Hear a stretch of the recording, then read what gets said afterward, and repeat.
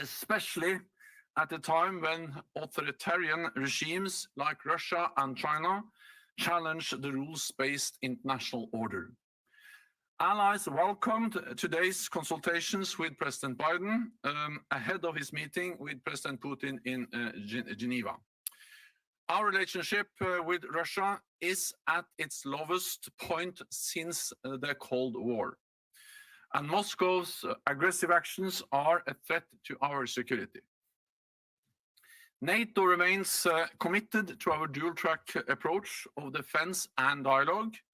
We will keep our defenses strong while remaining ready to talk, to make our positions clear, avoid misunderstanding, and prevent escalation.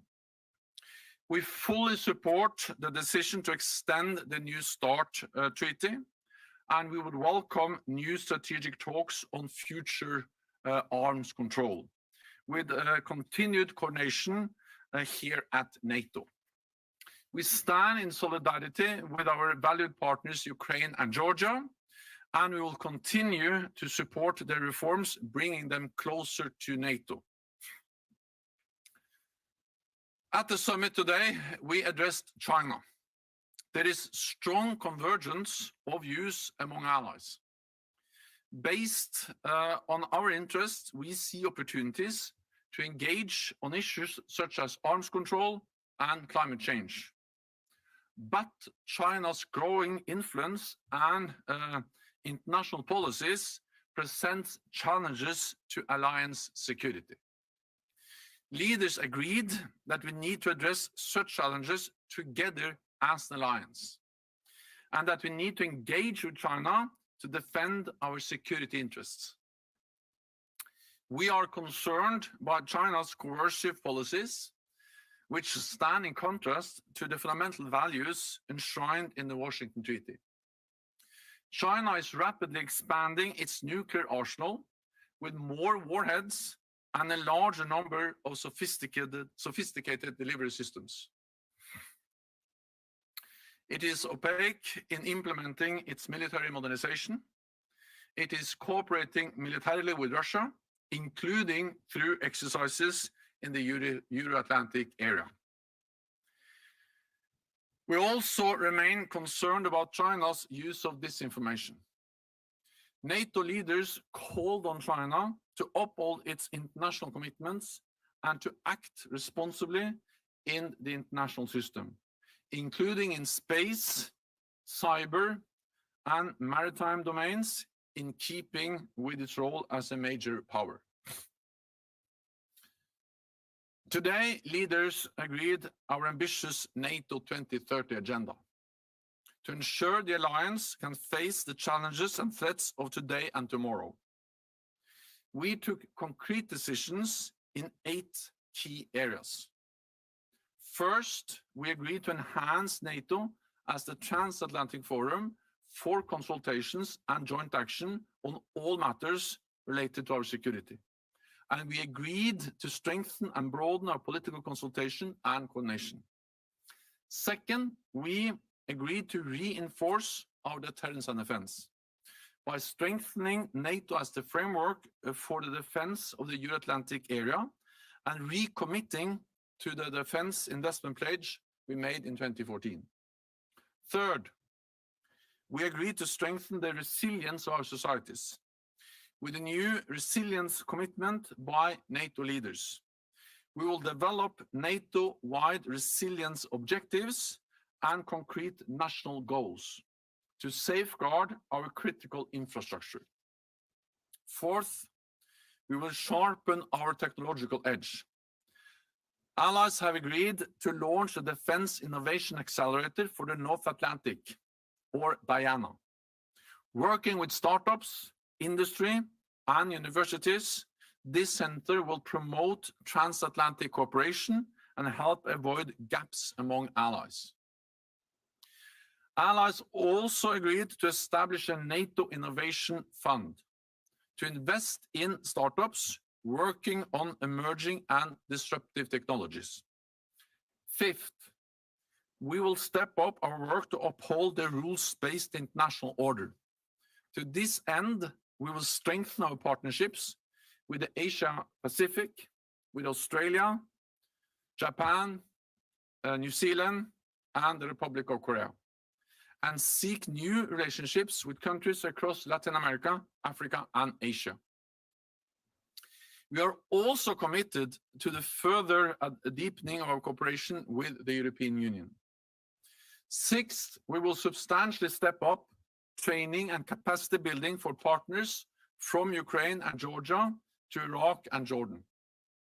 Seventh, leaders agreed that for the first time, addressing the security impact of climate change will be an important task for NATO.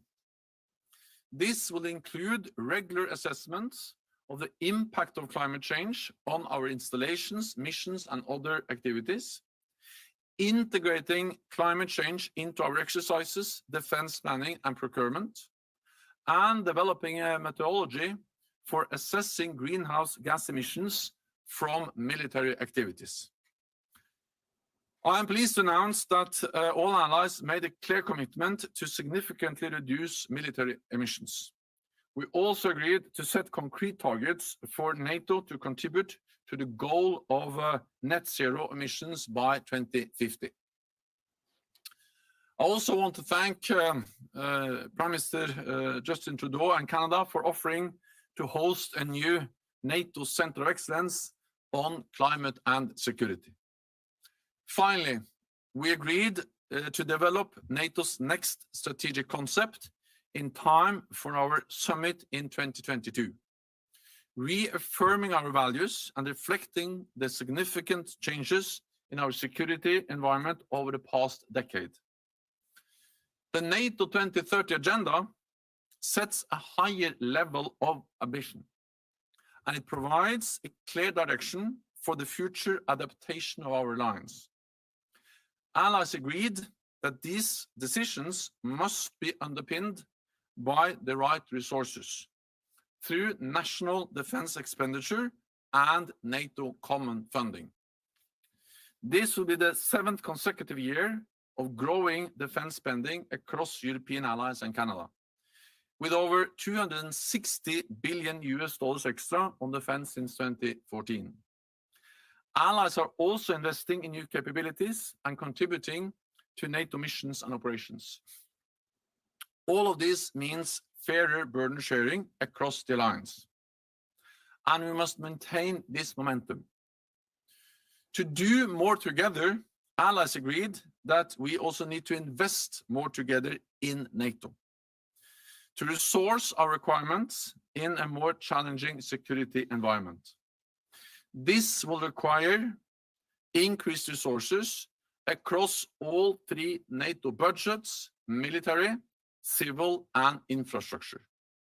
For instance, to support more joint training and exercises, command and control, stronger cyber defenses, pre-positioned equipment, better infrastructure, and more capacity building for our partners.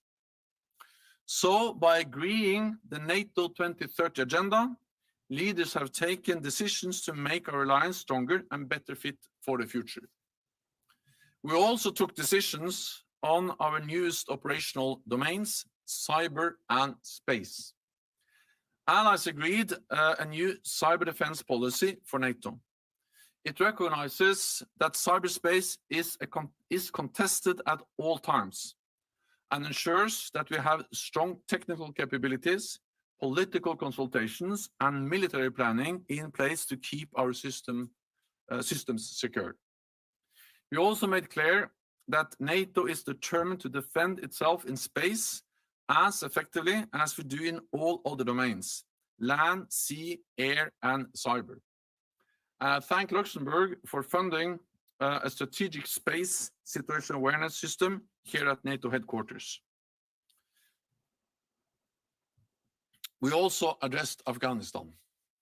After almost 20 years, NATO military operations are coming to an end. We pay tribute to all those who have lost their lives or been wounded, and express our appreciation to all those who have served under the NATO flag.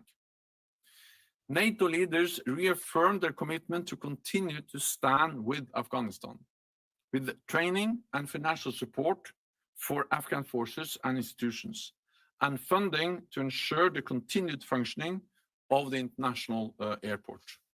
So we have made important decisions today to make NATO stronger in a more competitive world and chart a course for our alliance over the next decade and beyond. And with that, I'm ready to take your questions. Okay, we'll start with Reuters in the middle. Over there. Do we have a microphone? Yes, please go through. Thanks. Thank you, Juana. Secretary General, on two different points, you mentioned common funding. You've often talked about your ambitions. Can you just clarify, is there now an increase in joint funding for military operations? And on a completely different subject, on Afghanistan, was there an agreement today that one nation should take charge of the Kabul airport? And was that Turkey? Thank you. Well, so the original proposal was to only strengthen the military budget. The decision today is to increase and strengthen all three of them, because there are three common funded budgets in NATO. It's the civilian budget or civil budget, then there is the infrastructure budget, and then we have the military budget. And you can and now the decision is to also across all the three budgets that we need to meet our high level of ambition, and that we need additional funding to make sure that we resource fully the higher level of ambition we have agreed. So this then applies for all three budgets, including activities as higher readiness, more exercises, more training, better command and control, more investments in infrastructure, pre-positioned equipment, but also, for instance, over the civil budget to work with partners and also provide support to partners in other ways. So this reflects the entirety of the NATO 2030 agenda. And of course, the important thing is that we agreed how we should strengthen and adapt the alliance by doing more together. But if we're going to do more together, we also need more investments together. And therefore, I welcome that today we agree on all three budgets, not only the military budget, which was the original proposal. Sorry, there was another on Afghanistan. Well, we are working with NATO and allies are now working on how to ensure the continued operation of an international airport in Kabul. There were meetings also on the sidelines of the summit today. Turkey, of course, plays a key role in those efforts. We are working on exactly how to do it, but it's a strong commitment from NATO and from NATO allies to ensure that we can continue to operate an international airport. That is important for NATO, for our continued civilian presence, but it's important for the whole international community. And that's the reason why we really make an effort to do so. Okay, we'll go to the end over there, to DPA. Please, no, go forward, go back, yes. Further. Carry on. Two more. And to your right, thank you. Perfect. Secretary General, in the communique, NATO states that it would like to maintain a constructive dialogue with China where possible. What are you going to do to have this dialogue? Could it be an option to propose China, NATO-China Council or something like this? Thank you. So first of all, we have dialogue and contact with China today on the military level, also on the diplomatic and political level. I met the Chinese foreign minister not so long time ago. So we have different way of maintaining dialogue with China. And for instance, on issues like arms control, but also the situation in Afghanistan on the border of China. Of course, these are issues where we have common interest to look into how we can strengthen our engagement and our dialogue. I think what you have to realize is that NATO has come a long way. The first time we mentioned China in a communique and a document and decision from NATO leaders was 18 months ago at the summit in London. Before that, we didn't have any language at all. In the current strategic concept, China is not mentioned with a single word. Now you can read the communique and you see that we have seen a convergence of views among allies, where we, of course, again address the importance of engaging. China is not an adversary, but also address the challenges, the investments in new modern capabilities, nuclear warheads, the coercive behavior, and also the challenges it poses to international rules-based order and to our security. So if you compare those documents, you see that we have come a long way to develop a common position on China and what it means for our security. If I can add one more thing, this is very much about what we do at home.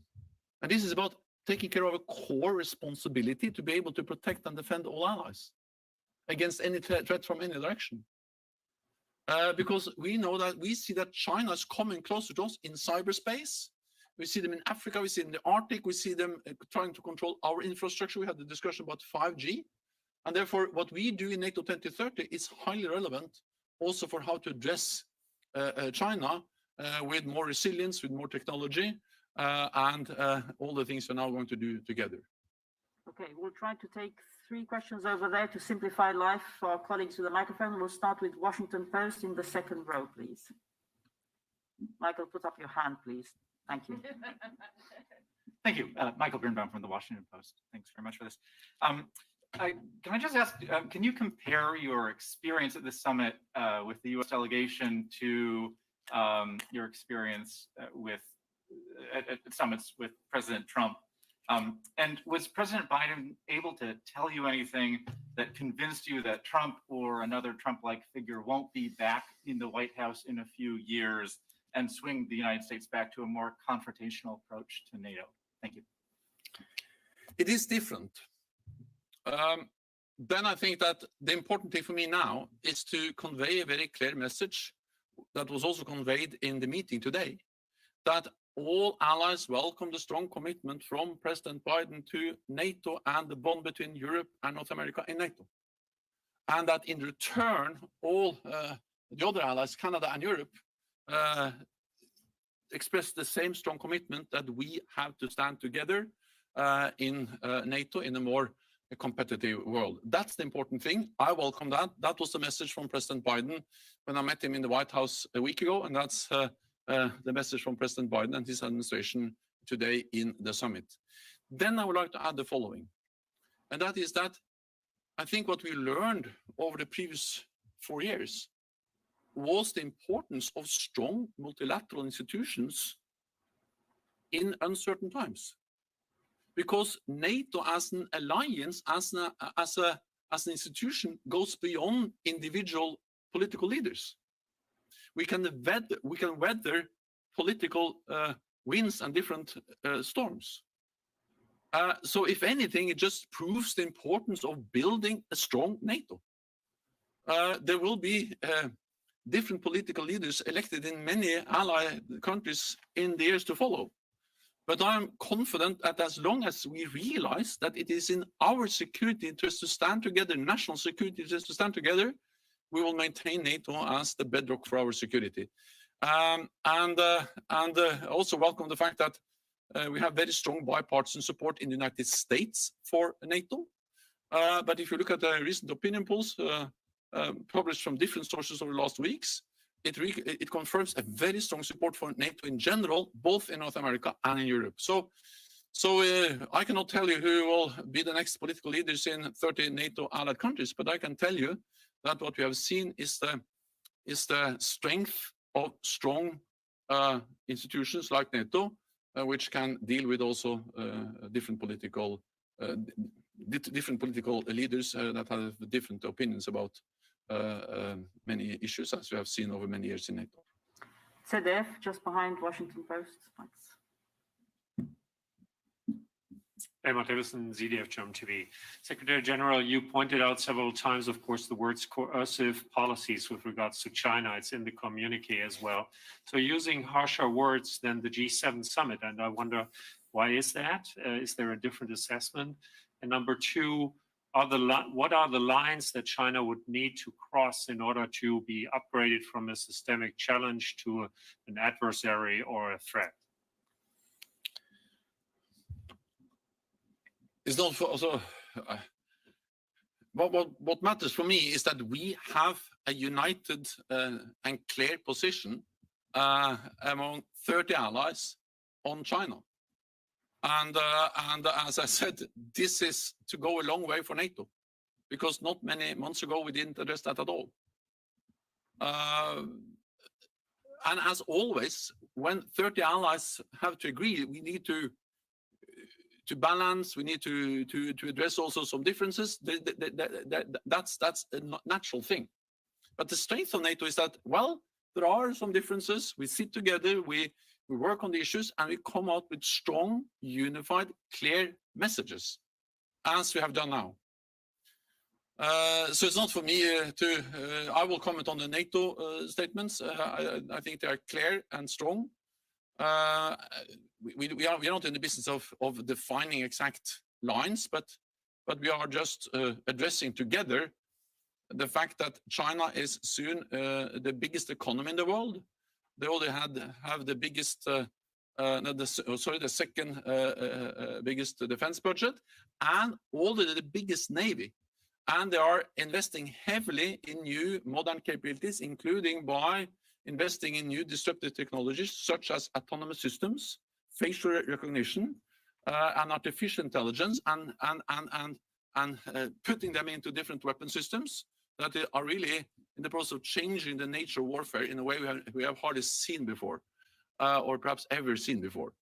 And this matters for our security. There's no way to deny that. So the question is, how do we address it, not whether or if we're going to address it. Okay, we'll go to Interfax Ukraine. Second row here, please.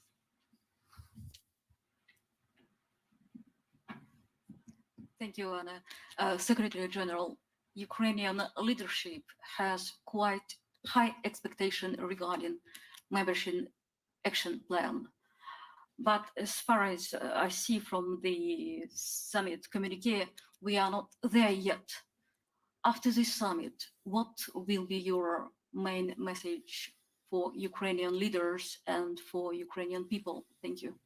My main message is that NATO stands in solidarity with Ukraine. We provide a strong political support to the territorial integrity and sovereignty of Ukraine. We provide practical support. We are stepping up our practical support, both within the NATO context, but also bilaterally from different NATO allies. I had a bilateral meeting, for instance, with President Justin Trudeau of Canada, and of course, Canada is one of many allies who are providing bilateral support to Ukraine. And in the communique, in the decisions we have taken today, we have reiterated our decisions on that NATO's door is open, on the decision we made back at the Bucharest summit in 2008, and also that we will step up and that we will do more to help Ukraine and also Georgia as another aspirant country to focus on reforms that will move them closer to NATO and to Euro-Atlantic integration. Okay, we'll go to CBC. So 1, 2, 3, fourth row. Yeah, thanks. Secretary General Murray Brewster with CBC. Thank you for taking the question. Following on what was asked about Ukraine and the membership action plan, do you actually ever foresee any circumstances under which Russia would allow Ukraine to join NATO uncontested? And separately, I wanted to ask whether or not there was unanimity among allies that China itself is a security threat. I think it's extremely important to underline that every nation has the right to choose its own path, and that includes also what kind of security arrangements it wants to be part of, including whether it wants to be part of a member of NATO or not. So the message is that it is for Ukraine and the 30 allies to decide when Ukraine can become a NATO member. Russia, of course, have no say because they cannot veto what neighbors can do. We will not return to an age where we had spheres of influence, where big powers decided what small neighbors could do. And I very often use my own country, Norway, as an example. Norway is a small country bordering Russia. Of course, Russia, the Soviet Union, disliked that we joined NATO back in 1949. But since allies at that time were so strongly in favor of accepting also small neighbors of Russia into the alliance, of course, Norway was accepted as the Baltic countries or as Montenegro and North Macedonia recently. So this is about fundamental principles of accepting the right of every nation to decide. So it's for the 30 allies and Ukraine to decide when Ukraine is ready for membership. Well, you can see the language we have agreed, and we addressed that China's behavior, the coercive behavior, the investments in new military capabilities, including nuclear systems, and also what they do regarding international rules-based order. All of that poses challenges to our security, and that's the reason why we have the language we have in the statement and the clear message in the communique. But I will also say that's the reason why we take the concrete decisions in the NATO 2030 agenda. Because again, this is partly, for instance, about making sure that we keep the technological edge. So when we establish the technology accelerator, it is about making sure that we keep the technological edge in a world where China is investing heavily in these new modern technologies. When we are concerned about Chinese control over critical infrastructure, 5G, airports,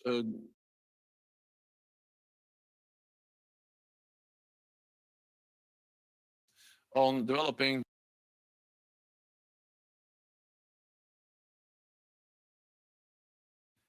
challenge to our resilience, but including also potential challenges from China. Or when you do more, both on cyber, on space, is also something which is relevant for the challenges we see stemming from China. Lastly, when we have agreed to work more closely with, for instance, Australia, Japan, the Asia-Pacific countries, that's also about, of course, how to respond to a more assertive China. Okay, we'll go to Imedi in the second row, rather, lady here.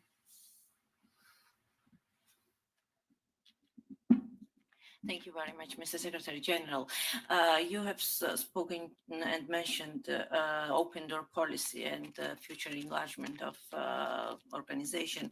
After discussion with NATO leaders, can you tell us more about future membership of Georgia and what is the biggest stumbling block for Georgia's accession? Because the main question now is in Georgia is why is Georgia still not in NATO? Thank you very much.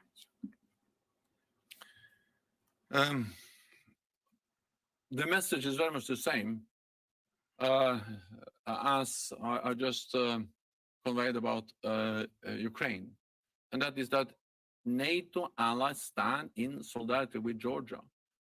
We provide political support, practical support. We will never accept that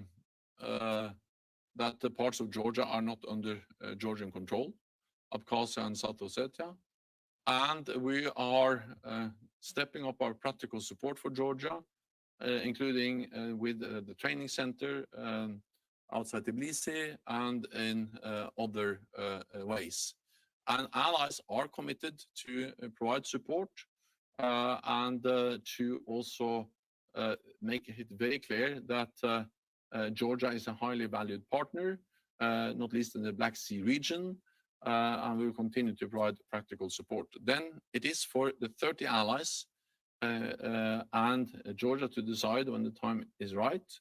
We need consensus in this alliance to make these decisions. So I cannot give you a date, but I can say that we will continue to support the reform efforts, which are moving Georgia closer to NATO. Okay, we've got Politico over there.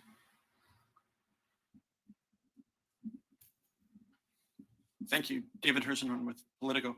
Secretary General, could we go back to China for just a second? And I wonder if you addressed with the leaders a concern we hear maybe from some allies that one of the reasons China hasn't appeared in communiques all that often is that the alliance has not yet given itself the legal authority under the Washington Treaty to operate outside the North Atlantic space. And do you envision the necessity for treaty change? And should this be a notice that in fact NATO is prepared now to operate anywhere in the world outside the North Atlantic space if it perceives a threat? So first of all, we operate outside NATO territory. We have done that since the end of the Cold War. This was a discussion back in the early 90s. That's correct. Someone said that either NATO has to go out of business or out of area.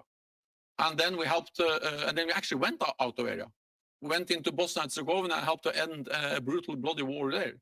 And a few years after, we went into also we helped to end the atrocities and the fighting in Kosovo.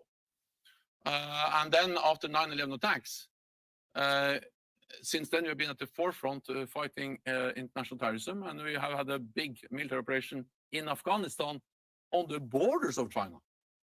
So this idea that it's something completely new, that NATO is going out of area, is very strange because we've been out of area for decades.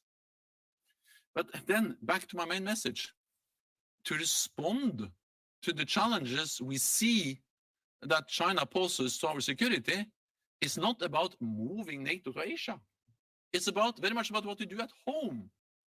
Resilience, technology, cyber defense. Because we see that China is coming closer to us. There is no need for any change in the NATO treaty to respond to that. Actually, NATO is going to do exactly the same as we've done for more than 70 years to protect and defend all allies against any potential threat.